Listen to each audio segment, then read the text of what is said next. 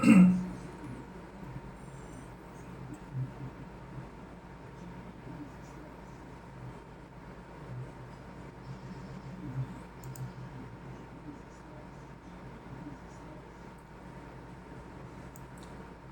sa buong Pilipinas, alas 4:07 na ng hapon at narito na ang mga balita sa oras na ito.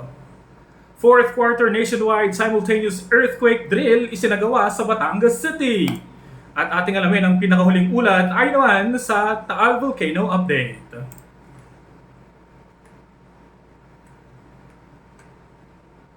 Nakaisa nga mga ka-vibes ang ilang public elementary school sa lungsod ng Batangas sa isinagawang fourth quarter nationwide simultaneous earthquake drill kahapon Nobyembre 9. Ayon sa ulat ng Batangas City Public Information Office, kabilang dito ang mga paaralan ng Simlong, Barangay Dalig, Talahib Bandayan, Tibig, Balagtas, Paharang at Katandala Elementary School. Ang earthquake drill ay isang quarterly event na naglalayong suriin ang pagiging epektibo ng mga contingency plan at protocol ng mga paaralan at upang paghusayin ng disaster awareness at preparedness kaugnay ng mga senaryo ng lindol at iba pang uri ng sakuna.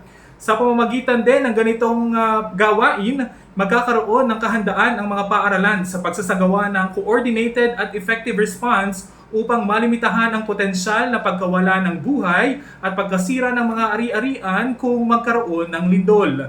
Ang nabanggit na drill ay pinangasawaan ng Department of Education Batangas City at City Disaster Risk Reduction Management Office. Ang partisipasyon naman ng mga tanggapan at paaralan ay mula sa direktiba ng Office of the Civil Defense.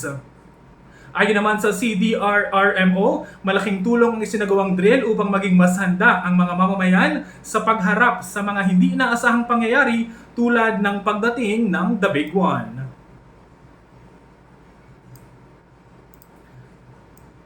Taal Volcano Update naman mga ka-vibes, ayon nga sa pinakahuling ulat ng PHIVOLCS, umabot sa mahigit 11,000 tonelada ng sulfur dioxide ang ibinuga ng Bulkang Taal na huling naitala kahapon, Nobyembre 9. Ito na ang pinakamataas na SO2 gas emission ngayong taon at maaaring maging sanhi ng volcanic smog o VAG sa Taal Volcano main crater.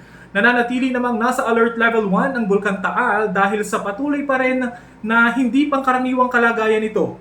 Maaari ring magkaroon ito ng biglaang steam-driven o phreatic explosions, volcanic earthquakes, minor ashfall at pagbuga ng volcanic gas na maaaring magdulot ng panganib sa loob ng Taal Volcano Island.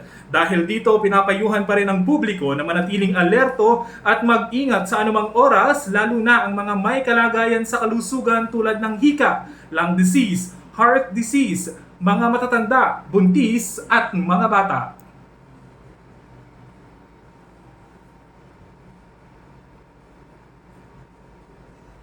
At yan ang mga balita sa oras na ito. Galing nakatutok dito lamang sa GV 99.9 para maging GV informed at GV updated sa mga kaganapan sa loob at labas ng lalawigan. Ako ang inyong naging tagapaghatid balita, ang inyong DJ Joey Boy para sa GV News Express.